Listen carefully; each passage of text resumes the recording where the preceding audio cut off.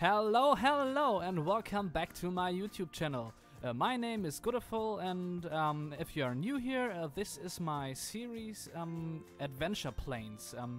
It's where I build a small park, completely focused on realism, where I want to really get into stuff like backstage areas and think about budget problems the park could have at some times. Yeah, so this episode we are going to build the start of the main street. I'm only going to build the front facade, I think. I'm not quite sure because right now I'm a little bit further into the build on in the game, but not here on the series. But I think I'm only building one facade and one very little detailed building to get parrot trucks and something like that in the backstage area. What shall be noted is that this building here too is not very detailed in this episode. I will soon stop to build on this, I think, at least regarding the detail. That's because what I already told you last episode, that I often move on with things before they are finished, come back later and finish them then. And that's basically what will happen here too. Yeah, so right now we're just building this alpine feeling building in which I imagine there are some offices for the park management in the upper floors, and in the front you can get something to eat and something to drink for the guests, with a little balcony there to walk to the other side of the building, on the outside to get to the other office rooms. Yeah, and regarding the main street, it will be a little bit more like a main plaza than a main street, I guess. My main inspiration for this park are the two parks, Hansa Park and Heide Park in Germany. Maybe you know them. They are quite famous in the north of Germany. And both of them don't really have this kind of typical main street. That's what drags along like a few meters. But it's just like you come into the park, there's this wide open plaza, a little bit of theme going on there. There's a shop, you get your tickets outside, there's a restaurant, and then you just let into the park with this kind of open feeling. You're not, it's not a street. That's all I want to say. I'm just trying to talk too much again. Yeah, so here we are getting a little bit in the startings of the backstage area. So this is where you will enter the building if you work in the park. Also a lot of office buildings, office rooms in there. Little bit of detailing with these wooden beams going on. Nothing special back here. It's very few detail on these backstage areas. I'm not quite sure if I'm going to do more, because I really don't have any idea what there should be to detail. I don't think that's something a park would focus on, so maybe we'll just leave it like that. Maybe not, we'll see. Maybe I have some brilliant idea what I can do with it. Okay, so now I think, no, okay, not quite now, but soon you will see that how I actually put the custom roofs on the bridge. I think that was something I showed you in the ending footage of the first episode. In the photos, there already was the roof on the bridge. Oh, my English is so great right now. And then you will see me actually place the roof. But I think that happens somewhere in the future. I thought it will happen now, but I guess not.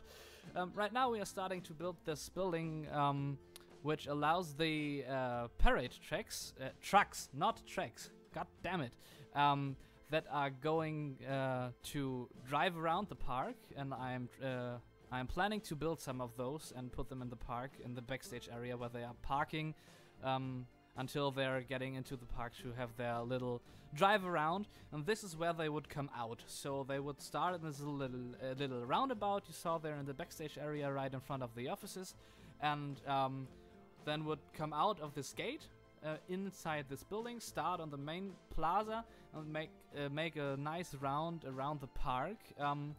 I don't really have planned a route right now because I don't really have laid out any pathwork, as you can see. There will be a little bit more pathwork right now because there is something happening in this episode, and maybe you saw it already in the first frame and on the thumbnail.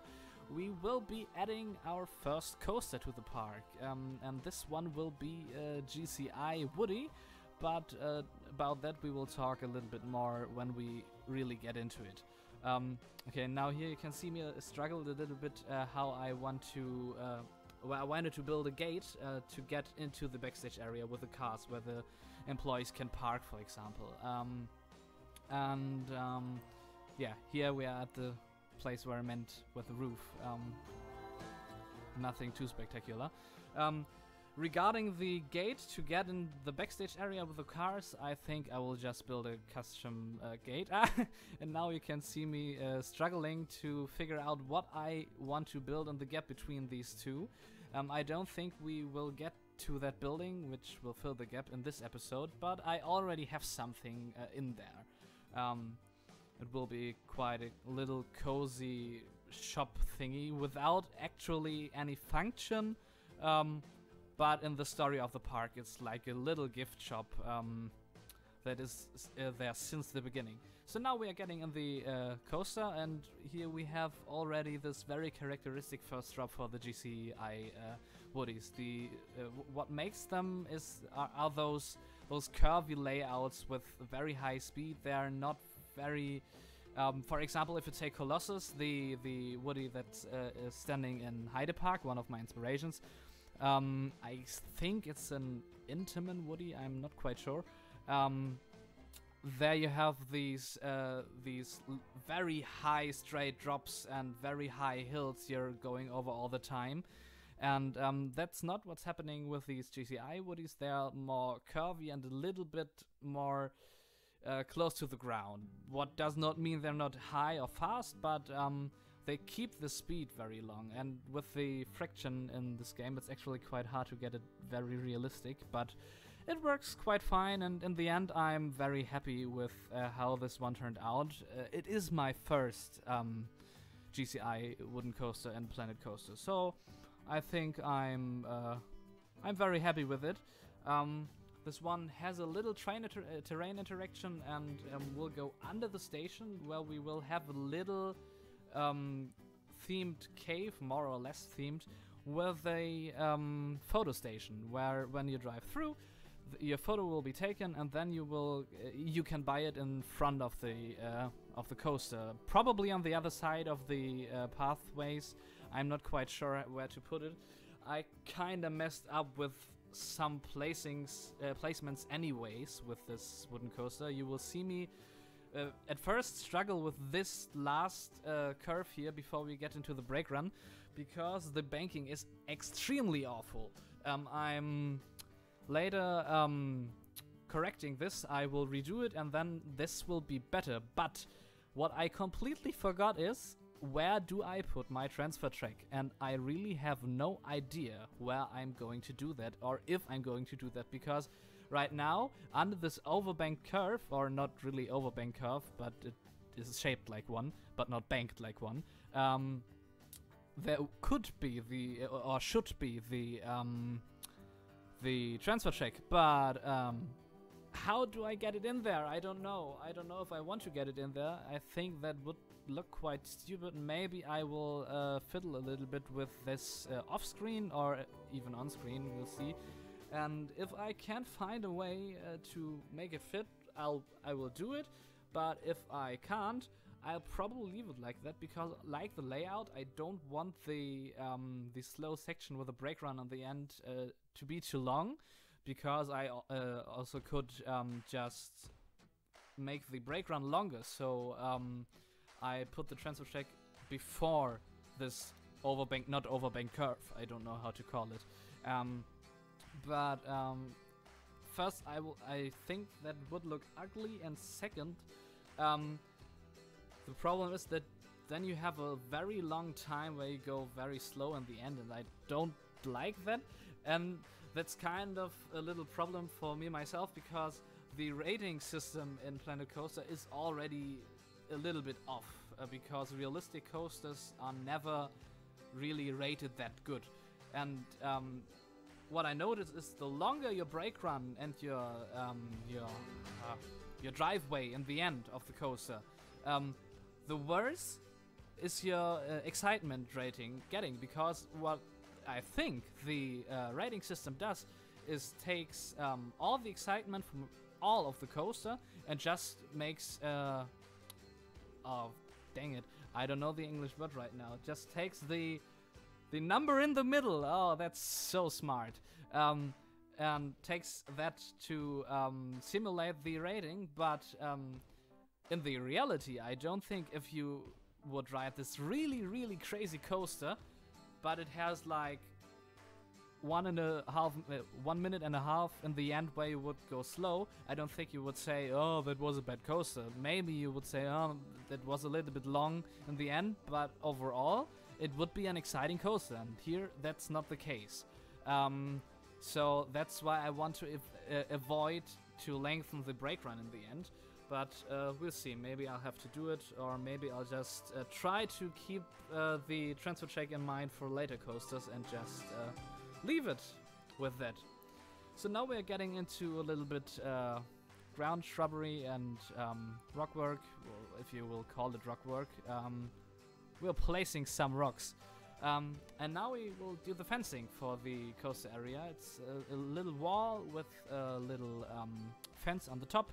Nothing special, just to make, just to shut off the coaster area so kids can't run to the Woodie over to the supports. And yeah, there's nothing really special about it. I have really no idea what to talk about right now. Maybe what I can ask you guys, if you are watching this right now, I really have no idea what I should do for the second coaster, because what my idea of the story of this park is the following. This started out as a small family park owned by a couple somewhere in the 60s maybe, or even 50s, and they started out with a small amusement park like a carousel, some flat rides, nothing special.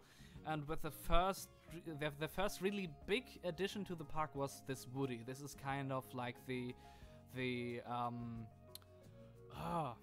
again I'm missing the English word. Why? Languages. In German it's Wahrzeichen. The thing the park is known for. It's like what would be on the icon of the park. Like you will see this, I think, in the next episode, where I start putting in billboards and flags and TV screens for the ticket prices and such. And it's kind of like the... I hate this feeling. If you're feeling like you know the word, but it won't come to you. Dang it. How is it called?